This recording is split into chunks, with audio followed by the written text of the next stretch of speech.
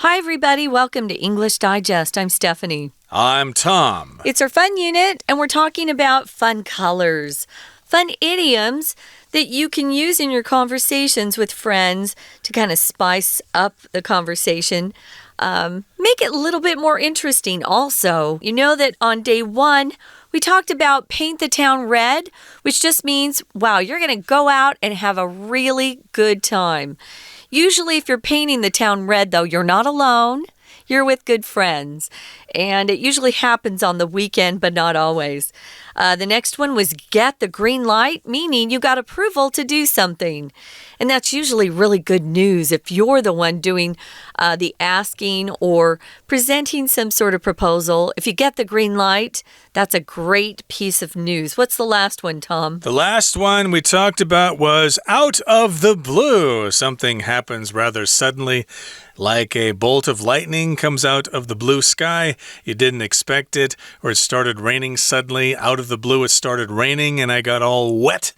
Or out of the blue, you ran into an old classmate or something like that. So those were the three color idioms we covered last time, and we've got some more to talk about with you today. We're going to be dealing with the color white, and the color pink, and the color gold. So let's find out what this is all about. Let's read through the entire contents of our lesson now one time.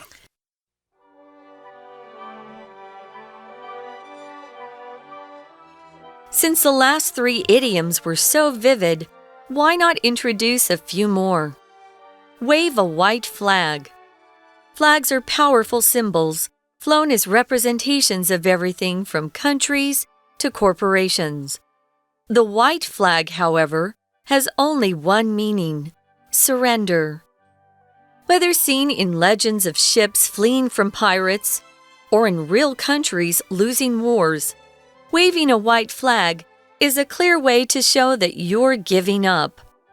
It's hard to pin down the reason for this, but some believe that a white flag was once used to indicate mourning in China and slowly took on its new meaning from that.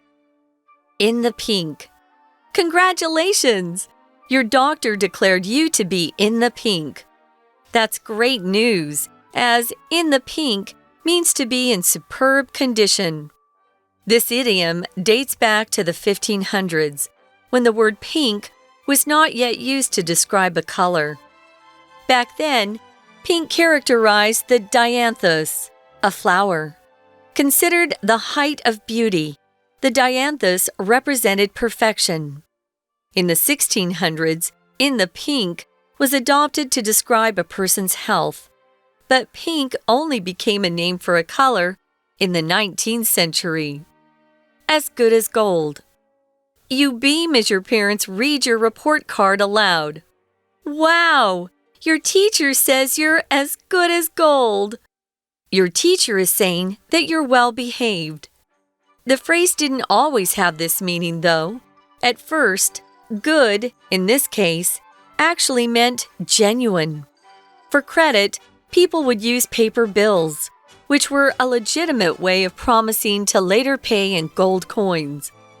Once they obtained the gold, they'd obediently pay off their debt. Over time, the phrase evolved and is now used to describe dutiful behavior. How creative can you get with colors in your conversations?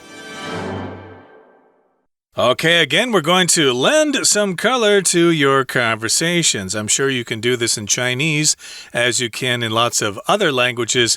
We just love our colors, and we love to make idioms based on those colors. So here in today's lesson, we're going to introduce some more idioms. Since the last three idioms were so vivid, why not introduce a few more? Yeah, we had three ones that were quite vivid because colors can be quite vivid. They're very noticeable and they catch our attention. So let's talk about the first one here, to wave a white flag. Wave a white flag. Okay, this kind of reminds me of something when I first came to Taiwan and was, of course, teaching English and wanted to teach the superlative form. What's your favorite color? Okay, what's the color that you like the most?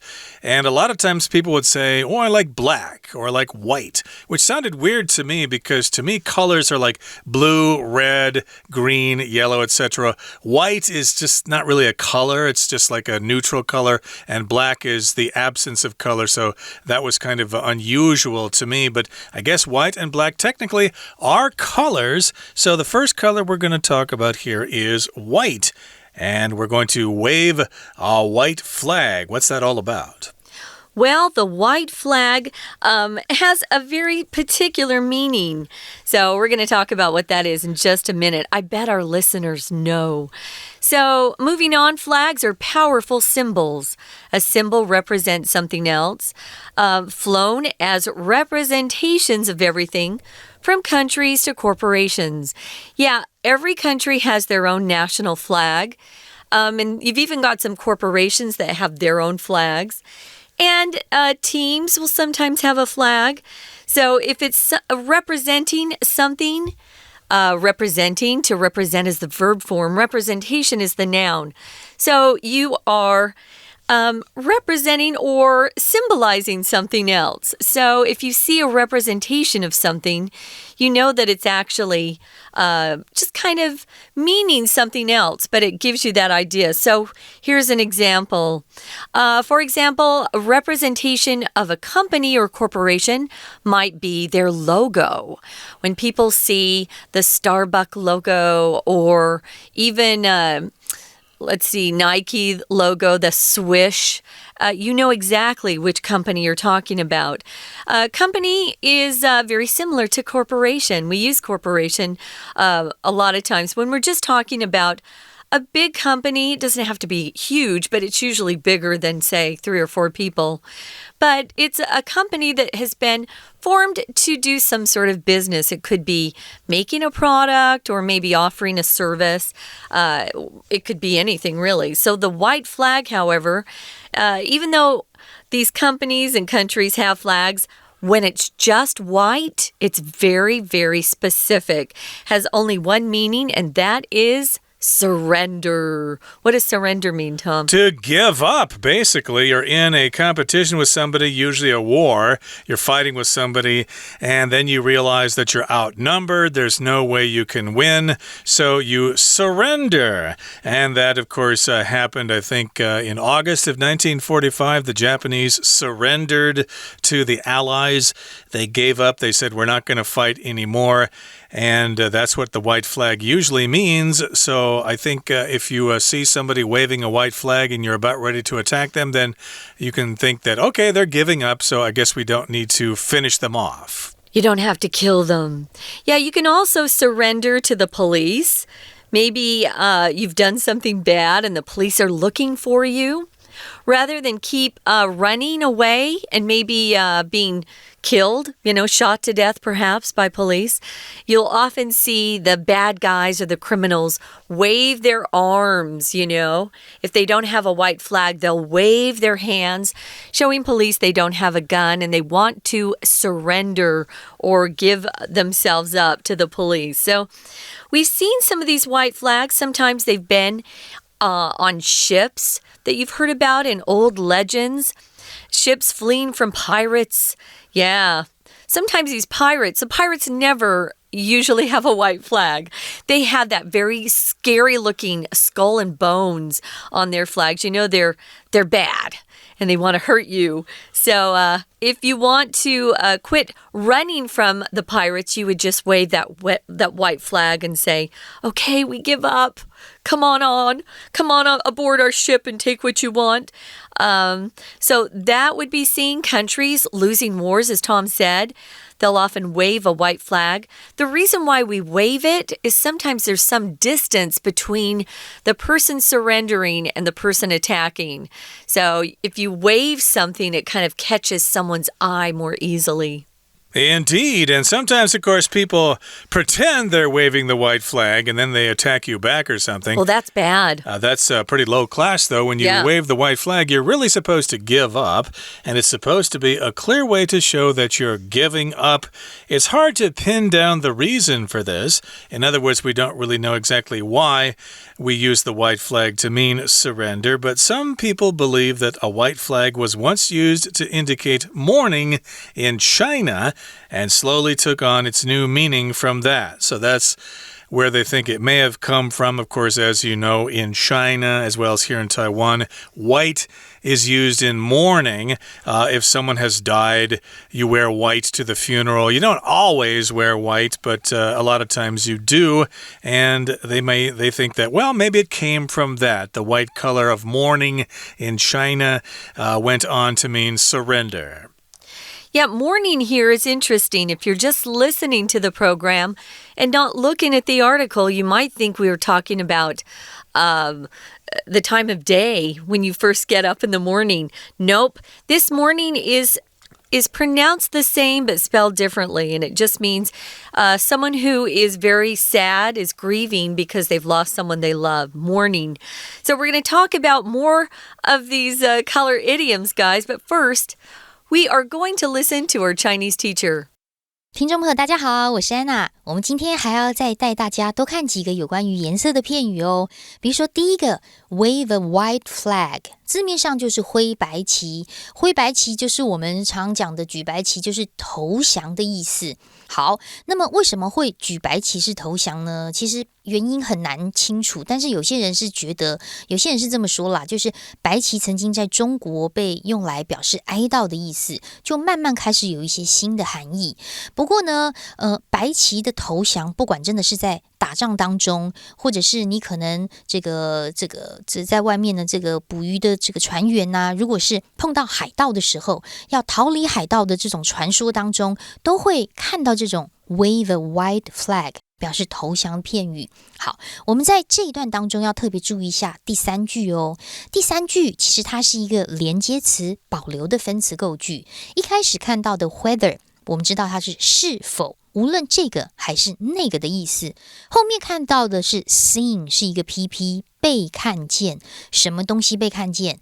其实只要看到是分词构句，所谓省略的主词都会出现在中间逗点之后。也就是在这句话当中，我们省略的主词是 waving a white flag， 举白旗这件事情。好，我们回过头到最前面的地方 ，whether it is seen in legends， 不管举白旗这件事情是被看见或被听见在传说当中。什么样的传说呢？我们刚刚说船只逃离海盗的这种传说 of ships， 后面Fleeing from pirates 这三个字可以左右括号，它是一个简化的关系子句。Flee 其实是 which flee 或者是 that flee。好，后面呢，当然我们知道非 A 则 B，whether 是 A or 或者是 B。or 之后，我们看到的是真实的世界当中有一些国家，他们因为战争的投降，后面还有一个简化关系子句哦。先行词是 countries， 最后面的 losing wars 也可以左右括号。losing 原本应该是 which 或 that， lose 这个限定用法的关系子句。好，所以这整句我们重新再看一遍，连接词 whether 保留的分词构句，省略的是 it is， 主词其实是逗点之后的 waving a white flag。举白旗，不管是因为传说还是真实世界当中打仗当中看到，总而言之呢，举白旗就有投降的意思。We're going to take a quick break. Stay tuned. We'll be right back.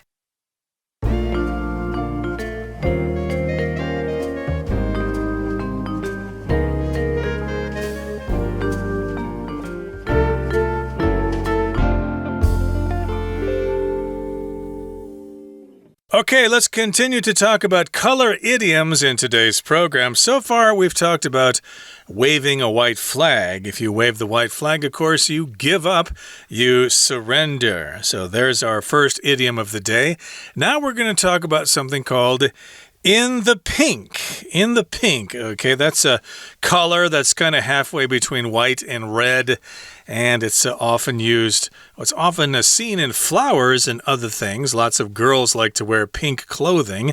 So congratulations, your doctor declared you to be in the pink.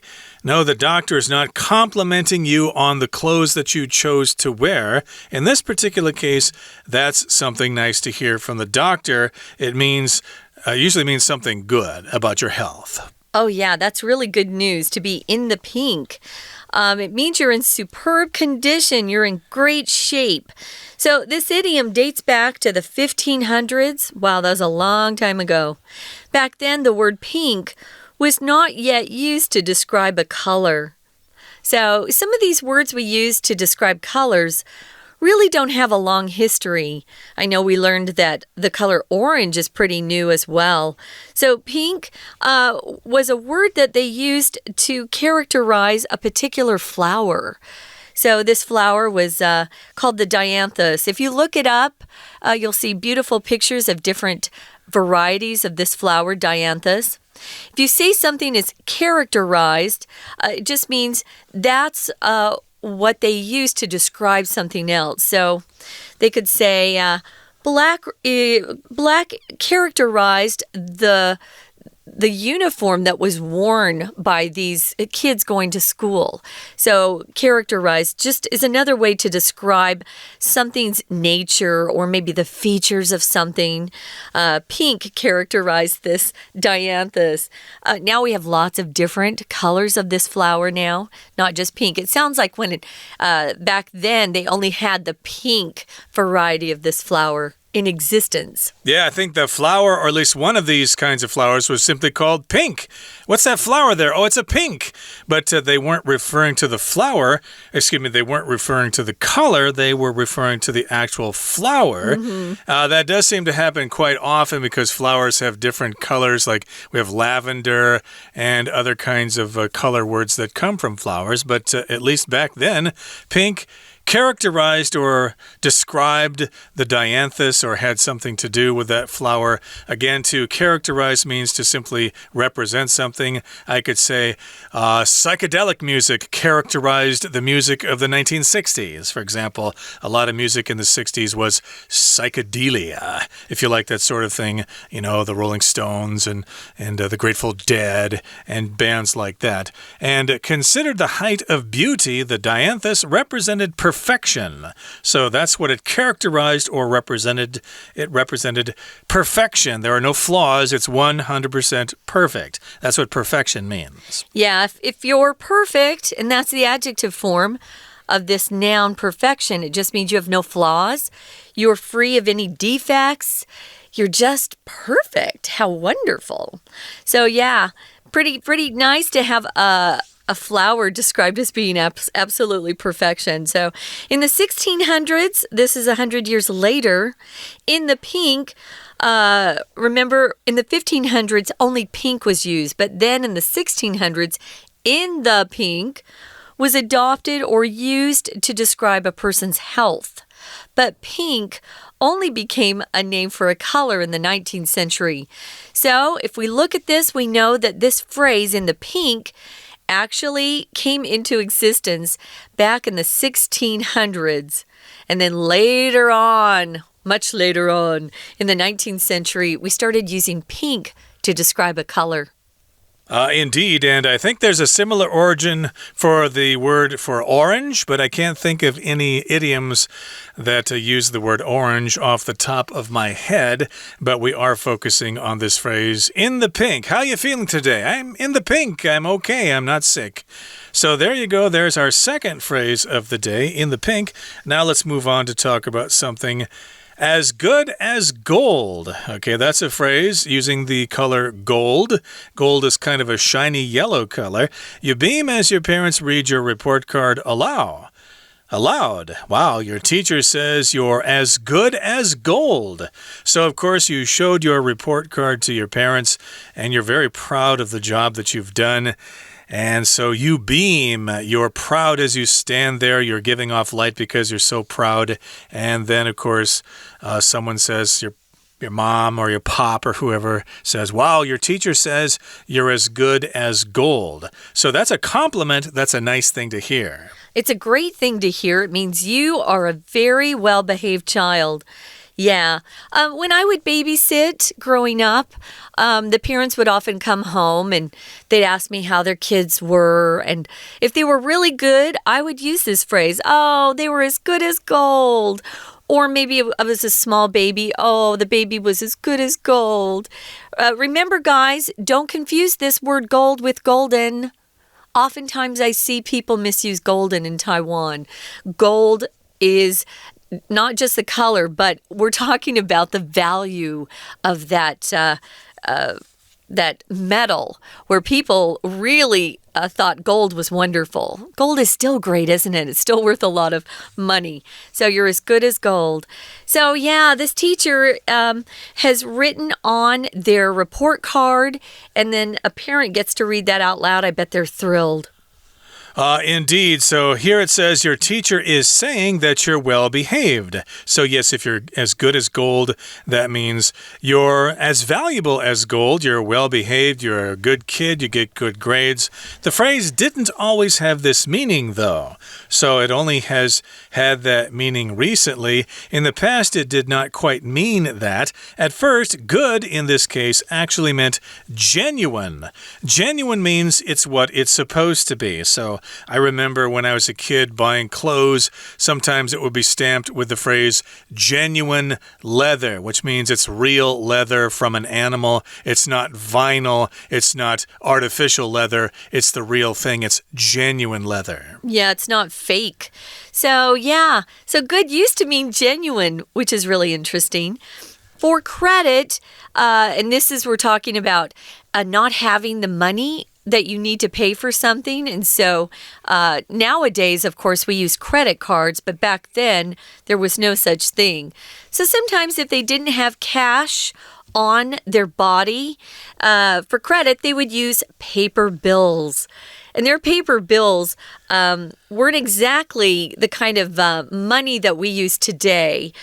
Because it wasn't really very valuable. All it meant was, I owe you, and I will pay you in real gold coins when I see you next time. So they would have these paper bills, and those were a legitimate way, a real way, a way that was acceptable to say, hey, I promise to pay you what I owe you in gold coins later.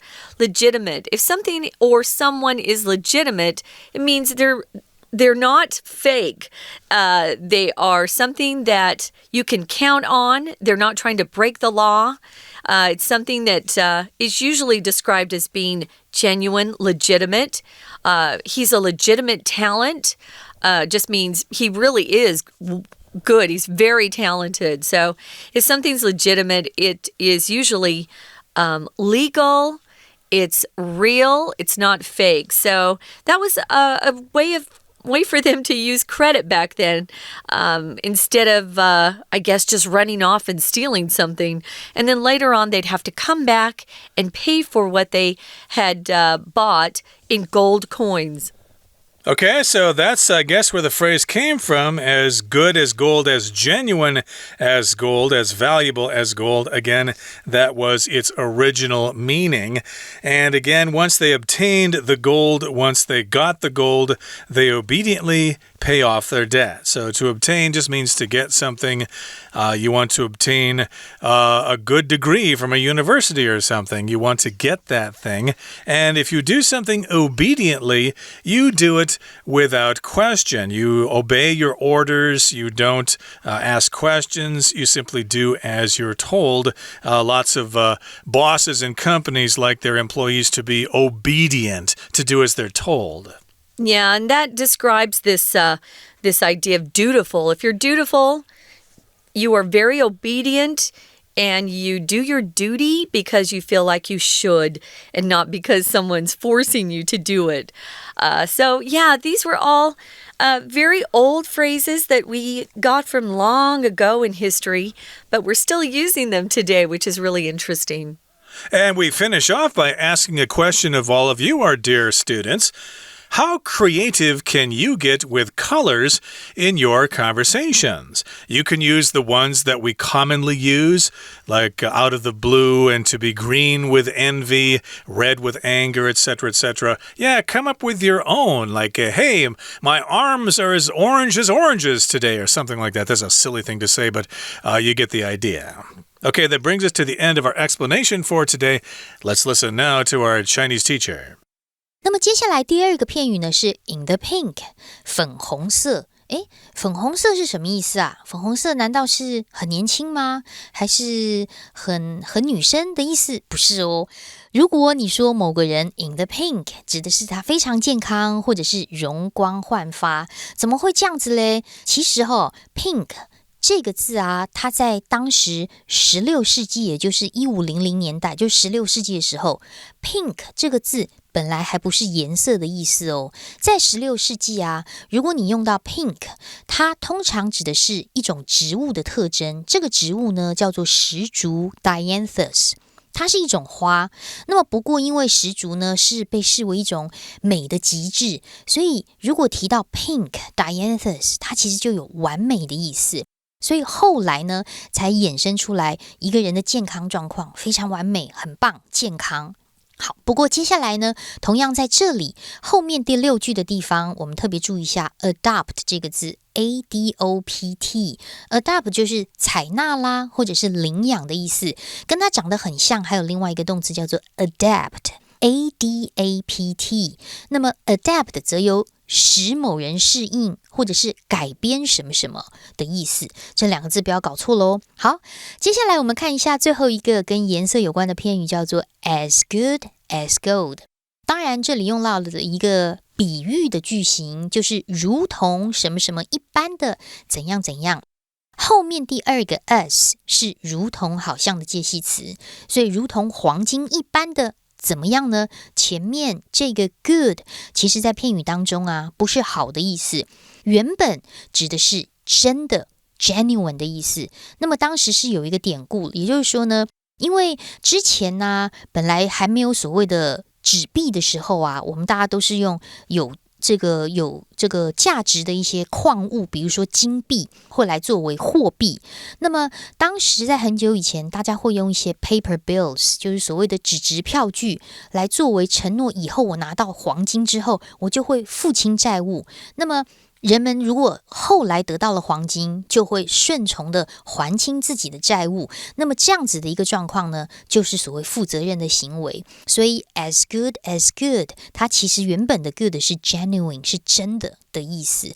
不过这一段我们要特别注意一下第5句，我们刚刚说的这个纸质票据 paper bills 之后带了一个非限定用法补充说明的关系子句哦。逗点之后的 which 到句尾可以左右括号，当里面谈到它就是一个 legitimate way of promising， 你很合法的就是保证你以后拿到黄金金币之后就会归还你的债务。而后面第6句第一个单字 once 要特别圈起来哦。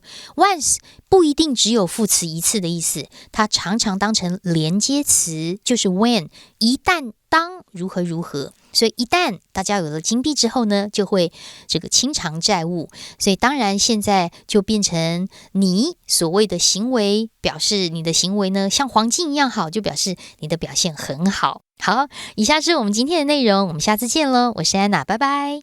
That's all for today. Thanks for joining us, and please join us again next time when we talk about another fascinating subject. From all of us here at English Digest, I'm Tom. I'm Stephanie. Goodbye. Bye.